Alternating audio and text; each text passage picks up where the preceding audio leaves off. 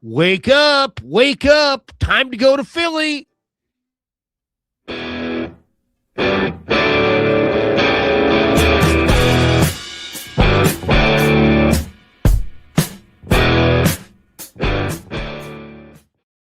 Oh, wake up indeed, 49ers fans. Look, I've already beaten Larry to the East Coast. I'm nowhere near Philadelphia. I'm here in Atlanta for Indiana's appearance in the Peach Bowl. But Krueger, I know you're taking off to Philadelphia later today.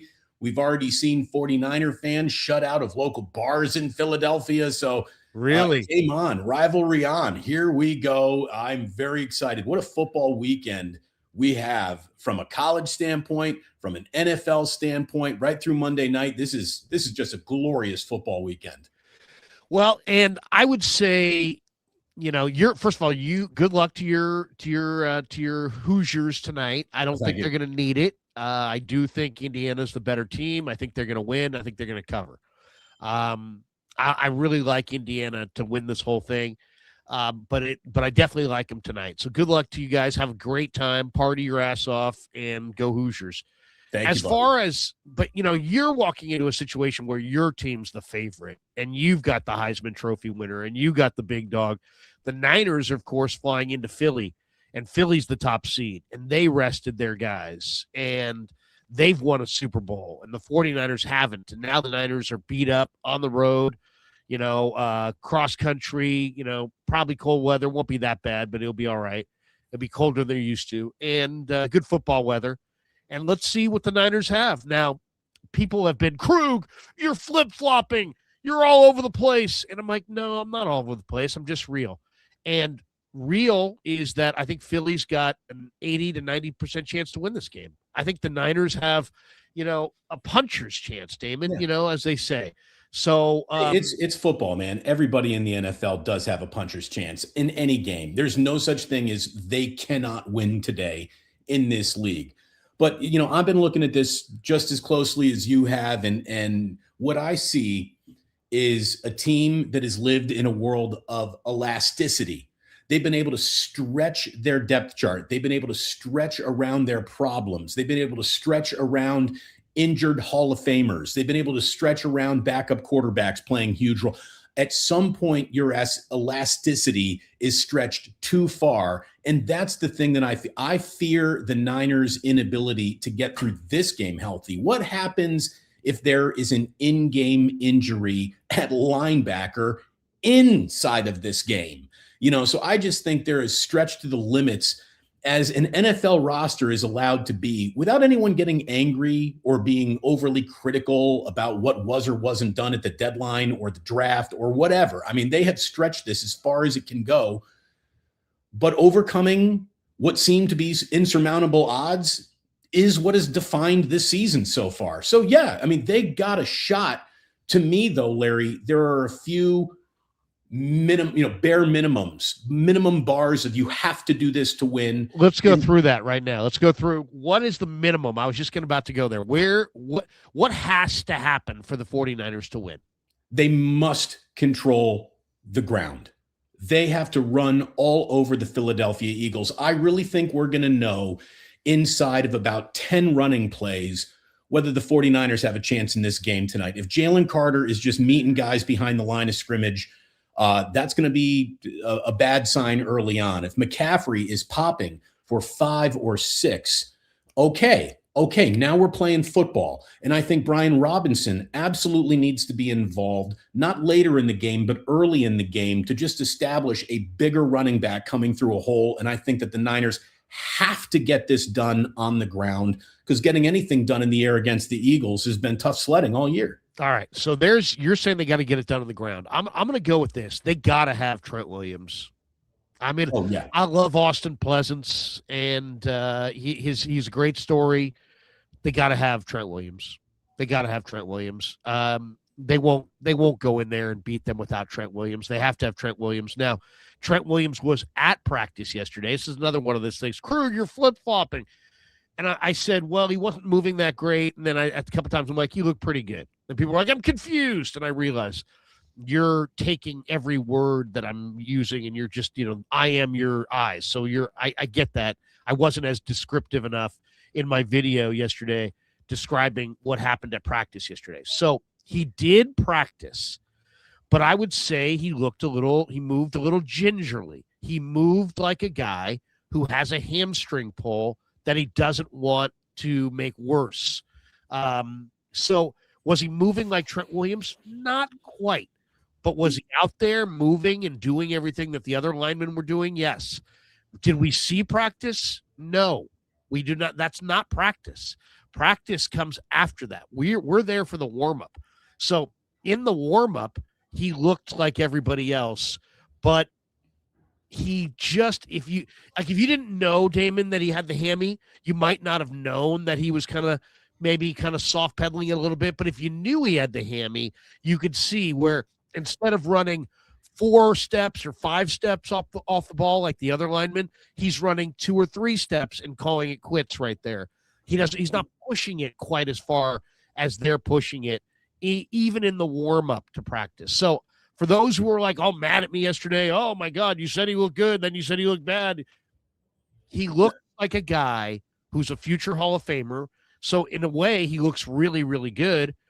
And he's out there, which is more than I could have said for Pearsall, who wasn't out there. He was on a side field strictly running, not cutting. People were like, he's running patterns. I didn't see him running patterns. I saw him jogging backwards and forwards straight, no cutting at all. So the idea that he ran patterns, I doubt that. That was a report or not a report, but that was in my chat last night. So all I'll say is you got to have Trent. Now, well, I think that I'm not going to say they got to have Pearsall. I don't know, but I'll say they got to have Trent. So I would agree with you there. I mean, that's pretty obvious. Trent Williams, I think, is the difference between running game is going to work and running game is not going to work. And, he's got veteran privilege on practice days. How Trent Williams practices it's just, who cares? I mean, that guy is ready to play football on Sundays. If he's out there, he'll give it his all. So yeah, but it doesn't mean nothing, not to interrupt, but it doesn't mean nothing because otherwise, why would he be out there at all? Of course. So I think that Trent is directly connected to that running game success. That was my first point. And it all, it's all tied together. It's all complementary football. Speaking of another tackle, the matchup that I think the 49ers just have to get, not a win all day level matchup, but has to be a matchup that Bryce Huff takes advantage of, is he's got to get past Jordan Mailata a few times. He has got to be a factor in this game. Somebody, Sam Aquinu, Alfred Collins, somebody has to spend some of their day in the Eagles backfield, because of Saquon Barkley, who didn't have the year that he just had a year ago, but he has absolutely been coming on late, averaging, I think, 4.5 yards per carry in his last month of football. He just rested in week 18, so he's going to come into this one fresh as a daisy. What is Saquon Barkley doing? And is anybody putting their hands on him behind the line of scrimmage? And just get Jordan Hurts to have to move. It is pretty clear. Or Jalen. You call him Jordan, but yeah, no, I hear you. Go ahead. Or sorry, Jalen Hurts. It is pretty clear that he has been coached to just get rid of the ball. Don't force it. Don't force it. So if you can get him to roll out and just throw it away, yeah, I guess that's a good play for the Eagles because they're not turning the ball over. But anytime you're making the Eagles burn it down because you put a little pressure on Hurts and made him uncomfortable, that's a win all day long. The matchup, the coaching matchup in this game, I don't think is Saleh versus Fangio. I don't, or excuse me, Saleh versus Sirianni. I don't think that's it in this game. I think Robert Saleh is just going to go out there, try to band-aid this thing as best as he can, pray they get off the field on a couple third downs, and don't let the Eagles go bonkers when they're in the red zone. And they've been going bonkers in the red zone all year. It's a bend, don't break, hold on and pray defense. We know that. Shanahan has to beat Fangio. Shanahan has to find the spots in this defense to attack with, and he's got to find them frequently. This is as big of a chess match as they're going to be in all year, because I don't know if they got necessarily the horses to win this race, but hopefully they got the right jockey to get him over the finish line. They got to give Brock time. He can't be running for his life. Somebody's going to have to make a few plays down the field, whether that's Bourne, Pearsall, CMC, Kittle, Tonjes, Jennings, somebody's going to have to make some plays down the field to keep the defense honest. But to me, it's about, can the Niners protect Purdy? If the Niners can protect Purdy, then he's going to have some time to make some throws. But I agree, Shanahan has gone up against Fangio 4 times, and 4 times he's been held under 20 points, and he's done it with lesser quarterbacks. Now he's got a good quarterback, and we'll see. Fangio is the master. He's a really smart defensive coach.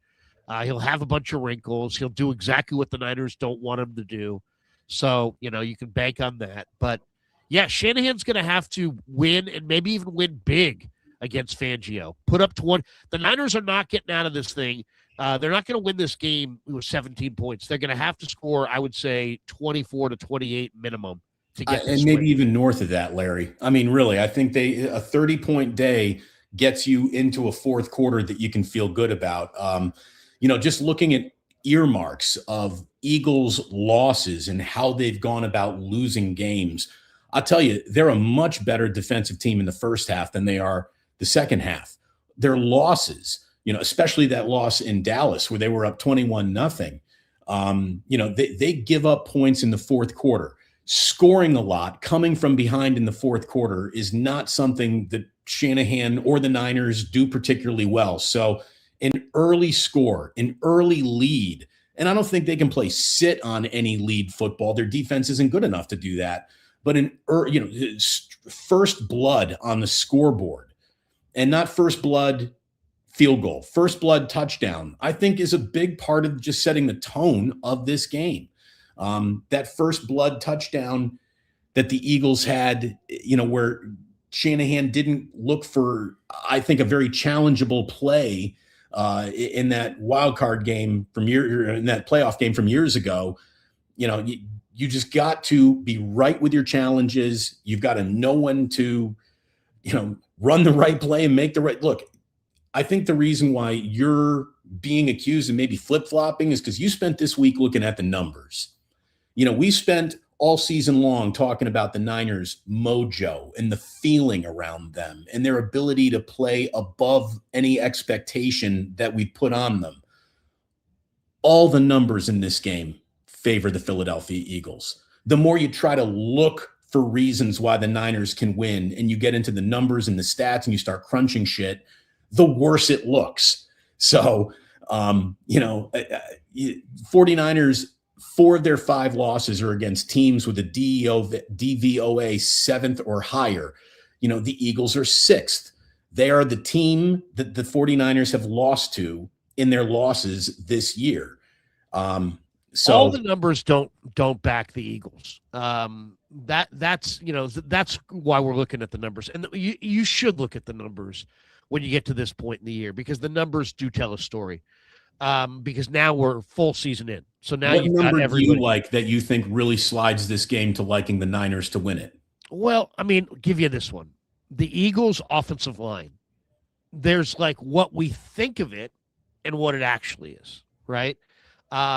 And what we think of it is the best, like the best. This is not the same offensive line. Kelsey's going to the Hall of Fame. Lane Johnson's going to the Hall of Fame. Mailata's going to the Hall of Fame.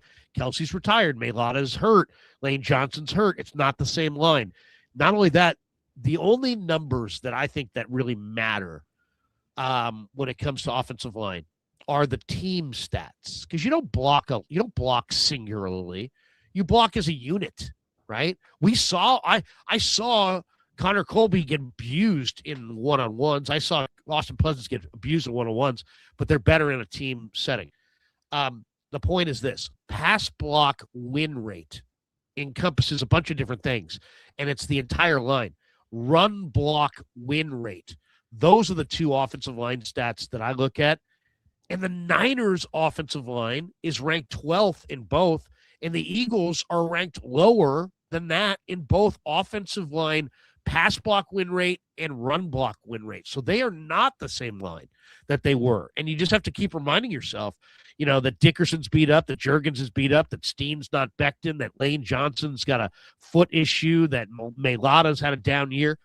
And the numbers, and that Adam Kaplan threw out on KNBR yesterday, that really jumped at me.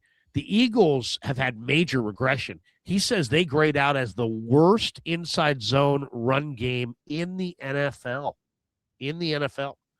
So they don't run well inside. Now, here comes the Niners, and they can't stop the run, so maybe this is all for naught. But that is one number, the fact that they're so lowly rated in that area, that they can't, that they really don't run the ball like they used to run the ball. That's one number that really stands out to me. The other number that really stands out to me on a negative angle is that the Eagles push the ball down the field at the fourth highest rate in the league, 14.3%. And they're seventh in EPA on deep throws. So they're pretty good on deep throws. The Niners defense 29th at defending deep throws as far as EPA. So that favors the Eagles. So that makes me think more Eagles. But give you an example. I don't think the Eagles, if you look at the Eagles, I think have an offense that kind of, Damon, is stale, right? I think time has kind of passed them by a little bit. I don't think they realize it, but that their OC, what they're doing right now is very, very obvious. They're not very complex. They don't take lots of shots down the field in the middle of the field. They take shots on the sidelines. They throw a crazy percentage of hitch and curls, and yet, so everything's real short hitch or curl. The hitch is just, three-step drop, you throw it sideways, to the guy. So they're throwing lots of hitches and curls, and then they take occasional shots down the field on the sidelines. It's pretty clear what they do. You know what I mean? So right. In a way, it kind of it's almost like they're we're going to tell you what we do, and our personnel's so damn good that you will not be able to stop it. And I think that when you get to this point in the year against the better coordinators, I think there's going to be some guys who can scheme against them. So I think that's advantage 49ers. I really do. I hope you're right. But to me, the Niners don't have a defense that you have to fool very much. You can play straight up, we're running it at you football. And we just saw that in Seattle. It wasn't like Seattle was running a whole bunch of exotic shit at the Niners. They just ran straight at them successfully, or ran to the outside around them successfully all game long. So I don't know how clever the Eagles need to be to just move the ball against the 49ers. That's the defense. So that's the Niners defense, which we know is really challenged. But how about this one? Philly is 16th in the NFL, mid-pack, at defending the inside run. And what have the Niners been doing well in the last couple weeks before the Seattle game, of course, was running it kind of up in there, right? Running it inside. In fact, the 49ers are 20th on inside run percentage, 52.5%. They rank 9th on inside run EPA. So the Niners are a top 10 inside running team going up against a mid-pack run defense defending the inside run. That could be advantage 49ers. Brian Robinson Jr. That's why I said his name early in the show today. I think he needs those carries. I don't think you can ask Christian McCaffrey, who needs to touch the ball probably 28 to 30 times in this game. I just don't think you can ask him to take on the load of running it up the middle either. I really think that Brian Robinson Jr., who's had a better, I think, in the middle, without me even looking at the numbers, running season than McCaffrey has. He has done a really good job. He's got a runs or a yards per average point of carries that I'm surprised Shanahan hasn't used him more. I really am. Being surprised that Shanahan doesn't use a guy is probably foolish, because he certainly has his guys. But I think that Brian Robinson Jr. has to be involved in this one. And not just a little bit, not sprinkled in. I think he needs 10, 12 carries. Oh, maybe more. Maybe more. I mean, the game plan that I see, because here's the thing about the weather. It's going to be cold, but not really cold. It's going to be moderate for Philly, right? It'd be cold for what we're used to. But what it's going to be is windy. And windy bothers quarterbacks. Windy means you got to run the ball. So the one thing about the Niners in this game, is there a blueprint? Has anybody given you a blueprint on how to beat this Eagles team? And I think the Bears did on Black Friday when they ran for 281 yards against this Eagles defense. And if you look at the numbers, the Eagles are struggling to stop the run in the second half of the year. I mean, just look at the common opponents. Niners offense, I think there's a chance the Niners offense can put up 24 to 30 in this game, even though the Eagles have a good defense. But I don't know if the Eagles can match them. So, like, give you an example. Niners put up 40 against the Bears. Philly played the Bears. They scored 15. Niners put up 34 against the Giants. Philly scored 17, I believe, in their last game against the Giants.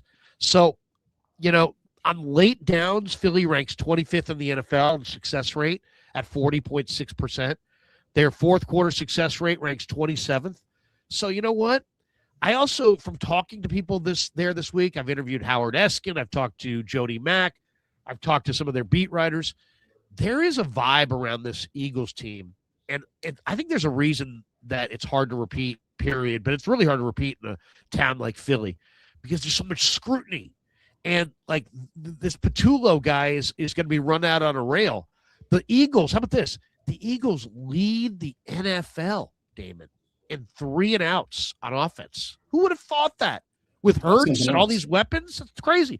They lead the NFL in 3 and outs. Guess who's the best team in 3 and outs? Niners. So what happens if the Niners get an early score? Because I don't know about you, but I don't think the Niners can fall behind and come back. It can't be, they're down 10, they're down 13, they're down 7. No. Yeah. They're going to have to take a lead and somehow win from there. But let's just say the Niners get a couple of stops or a couple of 3 and outs and maybe score. And now they're up 10-0, 13-0. My people back in Philly say that there's so much discontent with Patullo and Sirianni for not competing harder in that Week 18 game that the crowd could absolutely turn on Philly and just be like, boo birds come out. And, Well, look, it's so funny. Yeah, I was talking about this with Sammy earlier in the week. I had him on the show, Patesh, and I asked him, I said, normally the coach without the Super Bowl has like 20% of the fans saying he's the wrong guy for the job. Sirianni actually ticked that box of I won a Super Bowl, and it feels like fans are less happy with Sirianni now than ever before. I know. So we all know that Philadelphia is a venomous sports town, and you are right. Those fans could be booing their team at halftime if they're down by 10. There's absolutely that. But I will also say that this team, and look, it's not the same offense. It's not the same offensive line. It's not Saquon Barkley having one of the single greatest season any football player's ever had. It's not them, but they still set their tone with their defense, even though it's not the defense that has more quarterback sacks than any other defensive line in football history. They're better on the back end. And so especially, they've only given up 9 passing touchdowns all year. I mean, if this is a really, really close game, I think the Niners are in trouble there. I think they got to get an early lead. Like we've been talking about. I think they just have to have it and make Philadelphia just uncomfortable and a little panicked. I don't think they thrive as well in panicky situations as they did last year. But you're right. Run it against the Broncos. So they have 6 losses, but only 5 of them matter because the last game of the year, that wasn't the Eagles out there. It was their backups. Broncos ran for 130. Giants ran for 172. Cowboys ran for 125. Bears 281, like you said. Chargers 281. 281, dude. I mean, that right there might be the saving grace. That might be what if I'm the Niners, I've got Brian Robinson and Christian McCaffrey, and you know what? Let's run the ball. You sign Luke Farrell, go with 12 personnel sometimes, go 2 tight ends. You got Kittle back. Let's run the ball. Here's the one other thing. As far as Philly, you think of Barkley, and you think of, man, he's a really good runner, and in that line, you think of as a really good line. He ran for under 70 yards against Buffalo. Buffalo was 31st in the NFL in run D. 31st. And he ran for under 70 yards. So, we'll see. We'll see. This very easily could be the Eagles come out. They methodically move it down against the Niners' beleaguered, overpowered defense. They score a touchdown. They get a stop. They drive down. They score another touchdown. They get a stop. They drive down. They score another touchdown. It's 21-0. And then they're just kind of toying with the Niners the rest of the game. And, the rest of the game becomes nothing, a big slog of nothingness because the Niners can't do anything against their defense. And Philly's not really trying to do much offensively at that point, up 21. So if you said, envision a scenario, there's one, okay? But I think there's another scenario where, and then the Niners are last in the NFL in sacks, and Eric Kendricks and Kazir White may play a lot. You know, they missed 18 tackles last week. You know what I mean? The Niners look like they're outgunned here.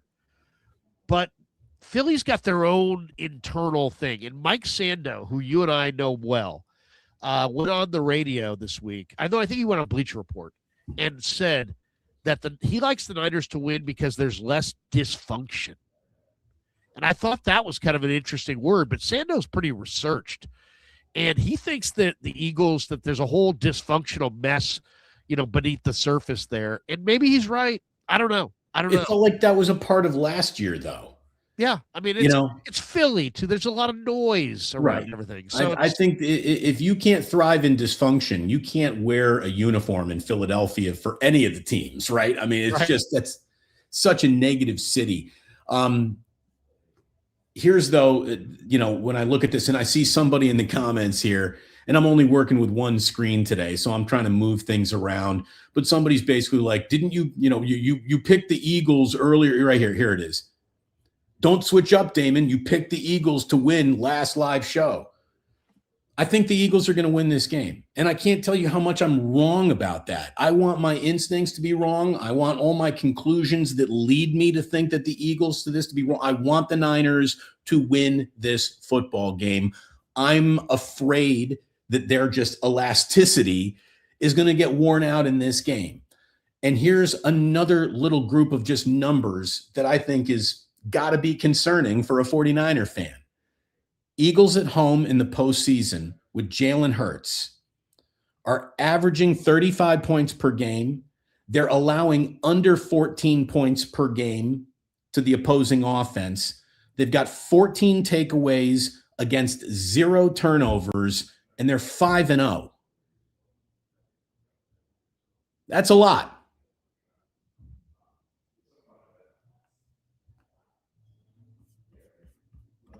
I can't hear you now, Larry. Sorry about that. One of the things that does not impact the game that people are like, Krug, you're so negative on this, is the whole idea of Fred Warner coming back. So Fred Warner yesterday at practice was out on the side field, right? And I think he was out on the side field as a motivator for his guys. Like, hey, guys, if you guys can get this dub, I'm a step closer to returning. But, when it happened, Kev, I was in the midst of almost doing the video for the recap of the day. And I don't want to even, it's like, to me, it's like bad karma. Karma. You're very consistent on this. You don't like the dream of the return. No, go away with your fucking dream. I don't care about that dream. I dream a better dream. My dream is that Fred Warner comes back as Fred Warner, and I care about Fred Warner's career, and I want to see Fred Warner have a career. He just welcomed his second baby to the earth. He's got a girl and a boy now. I want him to play, more. And to me, risking a lot to come back early is not in the cards. But more than that, I just it's the combination of Fred's going to be ready at this point, and the Niners will be, will have to get to this point for him to be, to come back. I don't think either. You know what I mean? I don't think the Niners are going to get to the Super Bowl. So this idea of like Fred coming back in the Super Bowl, I don't think the Niners are likely to get to the NFC title game. Right. So this idea of Fred coming back in the NFC title game. So I don't want to get super wrapped up in this, Fred's going to ride in to save us. And there's so many fans that are so fucking titillated by that storyline. And it's not that I'm anti-Fred. I know Fred. I talk to Fred. I'm totally down with Fred. I'll dap Fred up. I'll tell Fred good luck. I'll ask him how his family's doing. Don't make it seem like I'm anti-Fred. I'm not anti-Fred, and I'm not anti anybody coming back from an injury. I just don't want to talk about shit that ain't going to happen.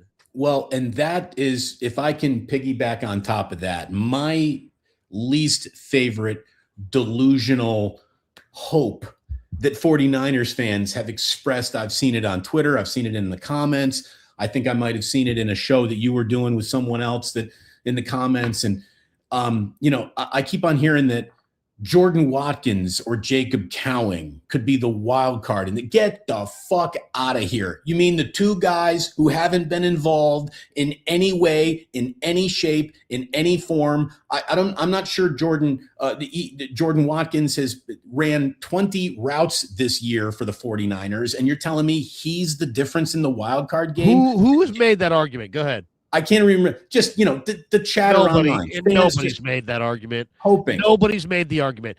Shanahan, answered the question earlier this week because they hey, you know what? They've been talking up Jacob Cowing. As soon as Cowing is ready, we're going to open his practice window. So I asked Shanahan earlier this week. I'm like, is Cowing practice window? Is this? I mean, what are we even? Why are we even discussing it? If it's not germane to Sunday, right, then why are we even discussing it? So I asked him the question of, is Cowing going to play? And he's like, oh, probably not. He's probably not going to. So, all right, move that off the shelf. Yeah, I'm not saying you're the person who brought it up, but Watkins, I think, is good enough to play. And I know I'll be vindicated on that one eventually, but for whatever reason, he's not out there now. The biggest question is Ricky Pearsall. And where's Ricky Pearsall? And why is Ricky Pearsall not giving it a go? You got, is his leg going to fall off? I mean, what's going to happen here?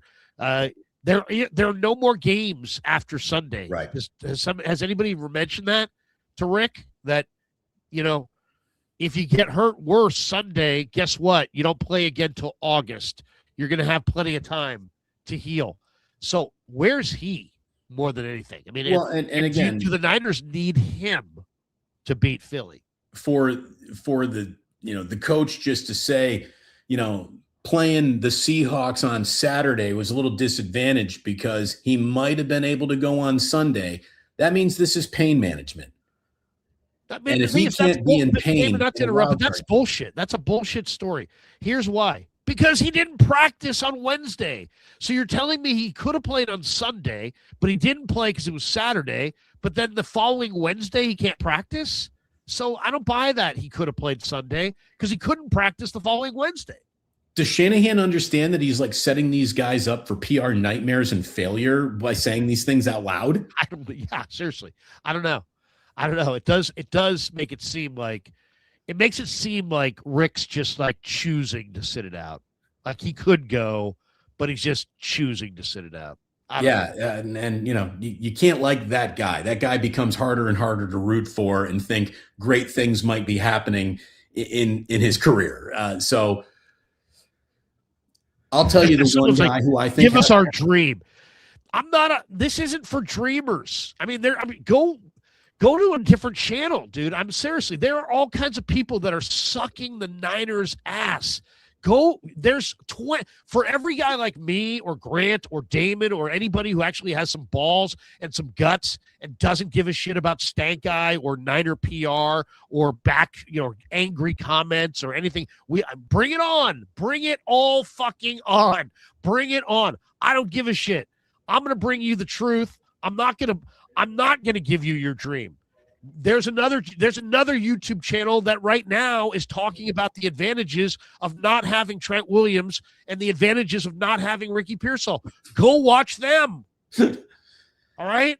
Watch them. I don't think anyone's doing it's good to not have Trent show. Oh, there is somebody out there. There's somebody. Hey, I saw it this week. Lombardi did a tweet, not to bang on Dave. I love Dave, but he did a tweet saying that the Niners losing Tatum Bethune for Eric Kendricks is addition by subtraction. No. What? No, it's not. One guy is in his physical prime and is badass, and the other guy's a has-been who hasn't been good for years. And what if he gets hurt in the game? Then what? I mean, so I'm supposed to place my hopes in Kazir White? Is that will Kazir White even dress for this game? I was talked about how he might be the X factor. Is he even going to put on a uniform? I talked to him, and I'll say this. You know what? He's going to play. This is kind of the absurdity of this thing, is that Kazir White and Eric Kendricks have to play. Not just play. We're not saying, hey, you know what? These guys got to go cover kicks. No, these guys might be your starting Mike linebacker and Will linebacker for the game. Yeah. So the Niners are in a tough spot. They're in a tough spot. They're in a tough spot. But here's the spot. It's volatile. It's very volatile, though. And I will say this. They're in a tough spot. I don't give them much of a chance. I say 90%, 85 to 90% chance Eagles, right? But I do give the Niners a shot. And my shot is based on if they can just start fast, get a score, take a lead, be able to breathe, settle into the game, right? Settle into the game before your quarterback gets his elbow ripped out, like it would happen in 22 or whatever it was. Settle into the game, get a lead, and I think the Eagles are about to cannibalize. I think there's so much noise, there's so much pressure that if the Niners were up, Damon, I mean, it can't be 3-0. It would have to be like 13-0, 17-0. They have to be up big, multiple scores. If the Niners are up multiple scores at halftime, I think the Eagles could implode. Yeah. I mean, I could see how the pressure could cook them. Getting into like how that would happen, though, I mean, does it feel like Brock Purdy's going to throw for 3 touchdowns in this game? Because I tell you, if he does, he has just thrown 30% of all touchdown throws against the Eagles, who've only allowed 9 all year. So asking Brock to be this guy who has this huge game, all these red zone successes, the Eagles kick ass offensively in the red zone. They might be predictable and they might lead the league in 3 and outs, but they also lead the league and we scored a touchdown when we're inside the 25-yard line. So you got to worry about that. We all know that the brotherly shove is out there at all times to, 3rd and short. Why wouldn't the Eagles go for it? 4th and short against the Niners. We know what they do. And I'm going to tell you that they're going to run a wrinkle out of that too. You watch some weird wishbone play come out of what looks to be set up as a brotherly shove and it being a handoff misdirection. Whatever Kyle Shanahan has in the back of his playbook that he's been saving, we need to see it on Sunday. He has to have some sort of a tactical, every Niner fan standing up in their living room going, that's a great play. Like even Grant, who doesn't like Kyle, is going to have to be like, that was a really good play. He's going to have one of those. And another guy, I think, along with Christian McCaffrey and Kittle and all the requirements for a good 49er game period, Sky Moore, Larry. Sky Moore has to do something in this return game. I'm not saying he's got to house one, but he's got to have the Niners starting midfield on 1 or 2 kickoffs. He's got to have a 35, 40-yard-ish return in this game, and you can't have any Brian Robinson Jr. hot potato muffin the ball coming out of the 3rd quarter, like he did against Seattle. The special teams has to be Johnny on the spot all freaking day, and that includes the punter. More another area, by the way. Corner these guys, giving the Phillies a very long field whenever you can. It's a must. That's another area the Niners are better than Philly. The Niners are a higher rated special teams unit than Philly. So I did a long interview yesterday with a guy that I hadn't talked to all year, which was Thomas Morstead. I saw him in the locker room. I'm like, you know what? I just don't prioritize punter, Damon. I just don't. I don't prioritize interviewing the punter. But I hadn't interviewed him all year. And I'm like, he's sitting right there. And I'm like, you know what? This guy's been in the league a long time. I'm going to go talk to him. So we went and talked to him. It was a very, very enjoyable talk. And he's a really interesting guy. But one of the things I brought up to him was because you mentioned Sky Moore. And I said, dude, you've been in this league a while. All right. So you know the differences between a guy who shows a little bit of toughness, a little bit of courage, and a guy who shows a lot of toughness and a lot of courage. I'm like, dude, what do you make of Sky Moore? I go, he just takes it up there 1,000,000 miles an hour, and it's like he doesn't care if the hole is open or not. He just goes. And he goes, you're absolutely right. He's like, it's unbelievable. He goes, I watch this kid and I'm just amazed. He's like, my locker's right across from him and I'm looking over at him. He goes, he takes it up there like he's going to take it to the house. And even when he might be running into a wall, he's taking it up there that that incredibly hard. He's like, that's how you bust it. That's how you get past that first wave of blockers and defenders. That's how you get to that next level, which is how you can somehow bust one. So this is a punter who's done it for years, watching a return guy who's coming into his own. I think you're spot on, Damon. I think if the Niners are going to win this game, there's going to have to be no less than, I'll give you 3, but it might be more like 5. There's going to be at least 3 things that have to happen, overwhelming positives that you're not banking on, I'm not banking on, the fans, and one of them could be a Sky Moore 72-yard return that sets him up at the 8-yard line for a quick score. Something like that. They're going to have that because you're right. They're not going to move the ball all day up and down the field against this awesome Fangio defense on the road, right. Probably with no here's the thing. Come on. The Niners will not be winning time of possession in this game. I don't think they have the team to go in there and play grinded out football, but they do have to run the ball. Maybe that will benefit them in time of possession, but there has to be a moment or two of lightning strikes. Jair Brown caught that ball, didn't he? Yes, he did. Don't even check. That's the interception. You got to turn, I think, the Eagles over once. Again, they have 14 touchdowns to 0 turnovers in 5 Jalen Hurts home postseason games. So you're going to have to turn over the Eagles for the first time in their postseason with this currently constructed team. You're going to have to avoid the mistake, and something on special teams is going to have to go poppity pop, pop, pop in order for this to win. There's going to have to be 1 or 2. Holy fuck, that just flipped the momentum. I'm not a big momentum guy in NFL games. Uncle Mo has to be hanging out for a little bit on the sideline of the 49ers in this one for them to do it.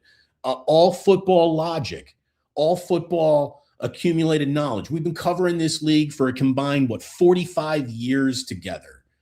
The numbers say Eagles. Niners fans' hearts say Niners. It could happen. I do think the season ends on Sunday, though. I really hope I'm wrong about this. I really, really hope I'm wrong. But I just think that, again, elasticity. They've been stretched as far as it goes. Everybody's making predictions. We might as well take a peek at what other people are saying. Well, why not? What the hell? Well, we can just peek at it. This is from Good Morning Football. I don't necessarily watch it, but Coach Yak put this out. It's kind of interesting. This is their predictions, okay? Whoever, Manti Te'o, got burned by the catfish story, so I don't know about how sharp he is. But the rest of these people are on that show as well. So, as you see, 3 out of the 4 are taking the Eagles. So, again, I don't think you have to go out on a limb to take the Eagles. I think you got to go out on a limb to take the Niners. Yeah, no, I agree. I mean, the Eagles are favored. They're at home. They're the defending Super Bowl champions. Honestly, Larry, I'm surprised it's 3.5. Has it stayed at 3.5, or has that moved? No, it's 4.5. It's moved to 4.5. Okay, it opened at 3.5, and I thought, man, if I were betting against the Niners, I would hop on that. So, I mean, I don't know about you, but I'll take this in these games. I'm taking the Rams, the Packers, the Jaguars, the Niners, and the Patriots. And, of course, my Niner pick is more with my heart than my head because I just said I think the Eagles have an 80 to 90% chance to win the game. But I'm going back there, and I want to feel good about their chances. I don't want to go back there just they got no shot. And you know what? I don't believe they have no shot. I don't. This is the NFL, man. No, there's no such thing as this team has no chance to win today in this league, which is why it's the most popular sports league on the continent. Exactly. There's only 10 possessions in a game, and you just never know. You never know. Personally, I think, here's the other one. We were playing this game the other day. Who's better, right? And we were going through all the comparisons of these two teams. And when it came time for the head coach, who's better, and I've asked this to 2 different people, one of them, Chase Sr., and he said Shanahan. Shanahan's better. And then when I got to the quarterback, I said, who's better? And people have said Purdy's better. But then when Baldy went on 95.7 the game and they asked him, who's the better head coach quarterback combo? he went with Hurts and Sirianni. So is that just Baldy's East Coast bias, or and somebody in my comments said the real answer is Shanahan and Hurts, but I think that's sliding Purdy. Purdy's better than Hurts if you look at the numbers. All of the numbers show that Purdy's better than Hurts. I just think Purdy's playing a better secondary than Jalen Hurts is. And I've watched, look, again, I watched young quarterbacks carve up this 49er defense. I've watched the oldest man in football carve up this 49ers defense. I don't see them going into Philadelphia and be like, the carving is over. Again, I think that there is legitimate reason to be worried, and I hope I'm wrong. I think we're looking at Eagles 24, Niners 17. That feels kind of about right to me. And if the Niners are scoring 17, they're losing this game. It's got to go. They got to be above that. 24 is a little high for the Eagles. They don't score a lot of points. I think they've only scored over 23 times in like the last 2.5 months or something like that. I don't know. I have to look it up, but that might be a little high for them, but you never know. You never know. I think the 49ers, okay, I'll give, the numbers say Eagles for sure. Okay. Your eyeballs tell you Eagles based on the last game. The Eagles rested their guys, lost, but rested their guys. The Niners didn't rest their guys and got their doors blown off at home by Seattle. And that's our last look at the Niners. So my first thought is, man, the Niners have no shot.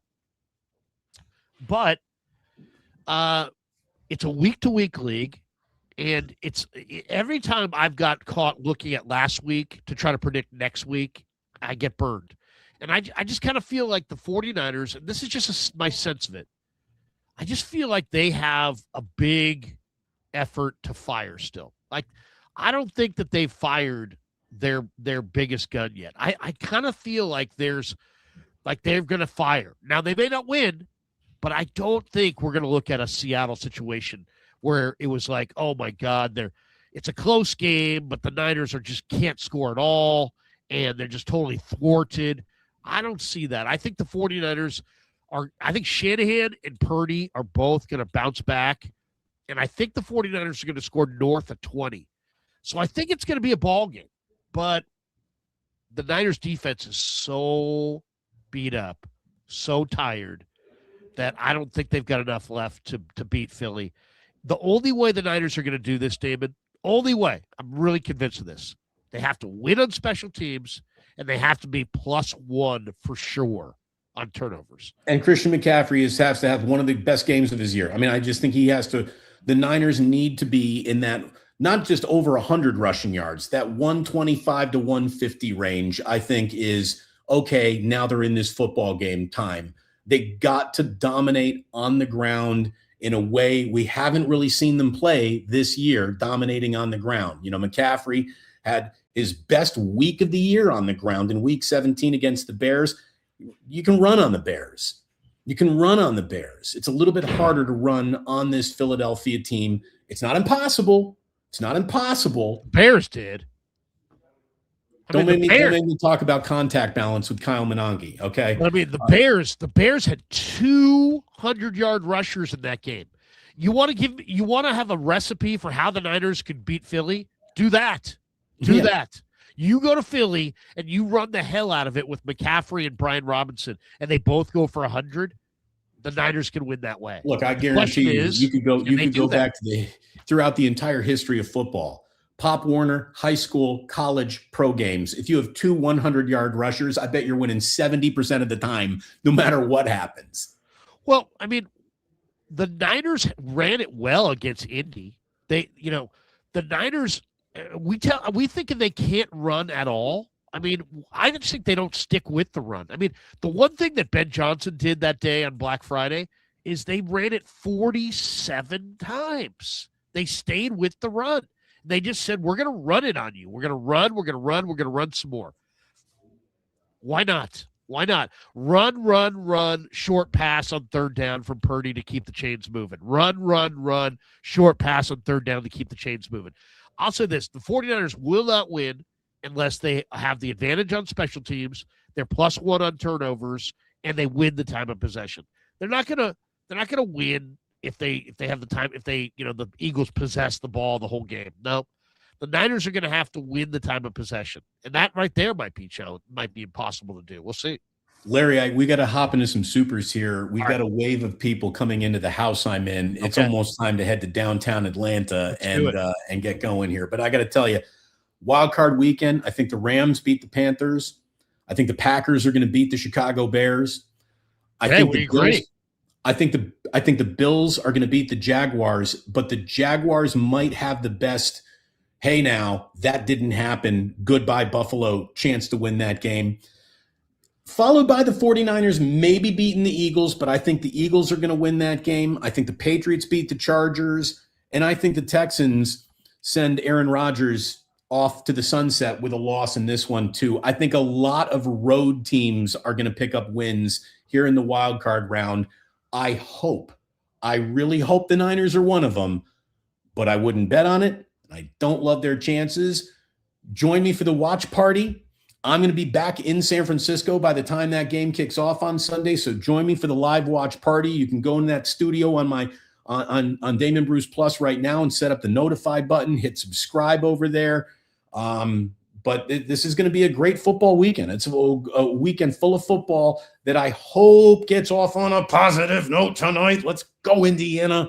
Oh my, I haven't been this fired up to go to a sporting event in a real long time, Larry. I am so excited about this one tonight. It's so hard to beat a team twice, but I just think the best football team, the most complete football team, has a really good shot of winning any football game. And the Hoosiers are that, man. So let's go.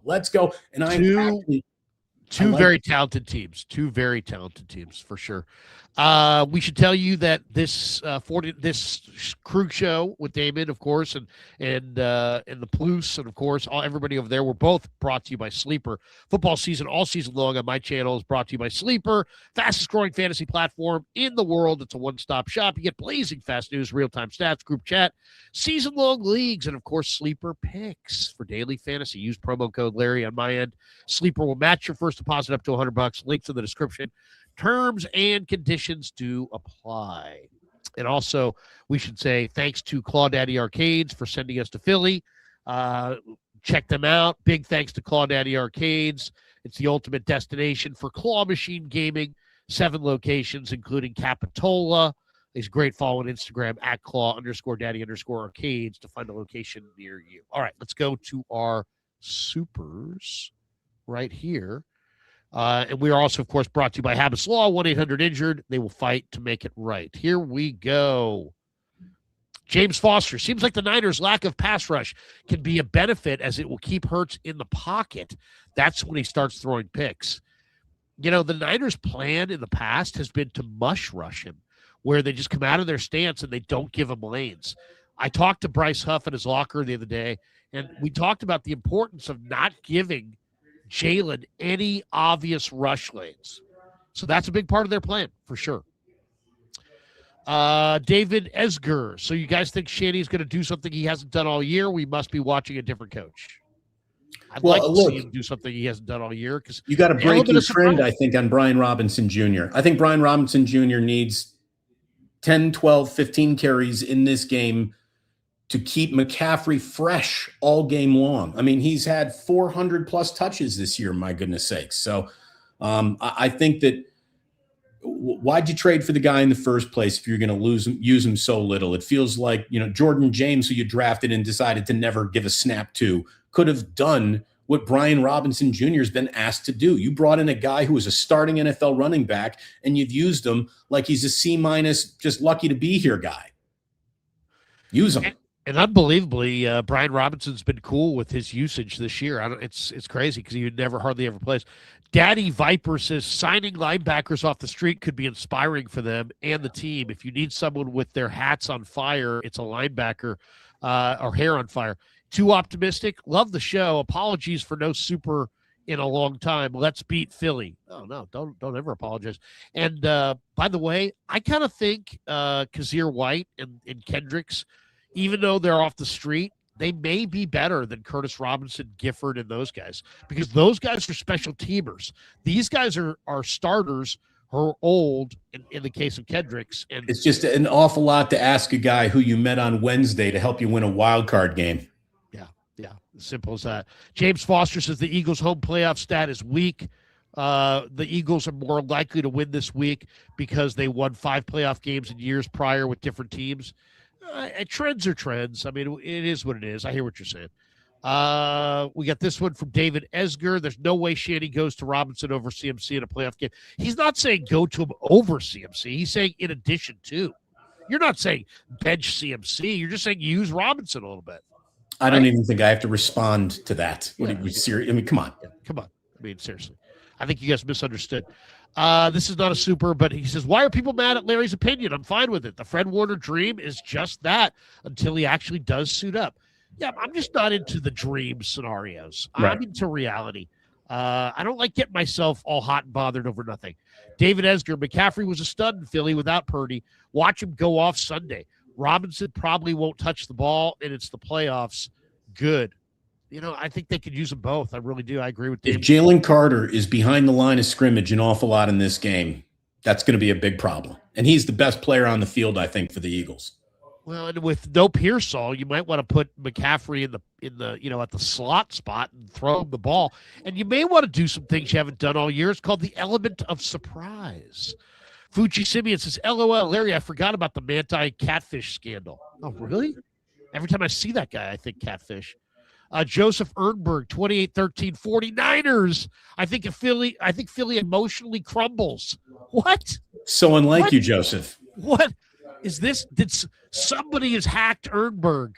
So the man has doubted the team at every single step of the way, but in the moment they're most probably up against their backs up against the wall. Now he's on board. I love you, Joseph. I really do. You're an amazing sports thinker. Yeah, seriously. I love you, Joseph. I love we don't know where you're coming from at any point. Mrs. Domestic, great regular season, busting betas, Damon. Now more to go in the postseason. Guys, the Niners upset the Eagles. It's going to be all heart. Pig in a pickle. Again, I'm not a big heart guy. I'm not a big hope guy. I'm not a big false hope guy. I like big, nasty football teams. And when the Niners have played other big, nasty football teams this year, it hasn't gone as well as then when they've played the less than big, nasty football teams. I think they're in a big, nasty football situation. I hope they rise above it. I really do. And by the way, Larry, as soon as we wrap up, I got to show you a handsome man's office because I'm sitting in a beautiful office in a home that if it were in San Francisco would be worth $35 million. Is this a friend or an Airbnb? Oh, no, this is a good friend of mine. This is Dwayne Kolonowski's home. Here in Atlanta. He's lived in Atlanta he's originally a Wisconsin guy. I met the Kolonowski brothers through my buddy Ben Sabrin, who's an IU guy, and we are all staying at his house. And what would the house go for in SF? Oh, this would be a $30 million house. We got rich mahogany. He's a hunter. You got taxidermy? We got bows and arrows and guns just laying around the house out here. Atlanta, man, it's a different place. It's awesome. That looks like Jeff Kent's breakfast nook. Yes, but it's an incredibly impressive spot. Fuji says, enjoy the Peach Bowl, Damon. Good luck to the Hoosiers. Thank you, Fuji. Fuji says, thank you for the distraction from Warriors and Giants. Oh, my God. Hey, if they come away with Michael Porter Jr., that's not bad. I'll take that right now. Kuminga for and whatever and move another team in there, and you come away with Michael Porter Jr., I'll take that. Okay. Dale says 20-17, last-second field goal. Okay, I hear that. David Esger, guys, this is not the 2022 Eagles. All right. Keep telling us. This ain't the 2023 49ers. Yeah, exactly. Anyway, that's going to do it for us. Thanks to our sponsors, Damon. Good luck tonight to the Hoosiers. Thank you. You and Kev, travel safe to Philadelphia. You guys have a great time out there, man. Step around the Venom in the parking lot and hopefully get treated well in the press box. For Damon, who's in Atlanta, for me, who's on my way to Philly, and for all of you, go Niners.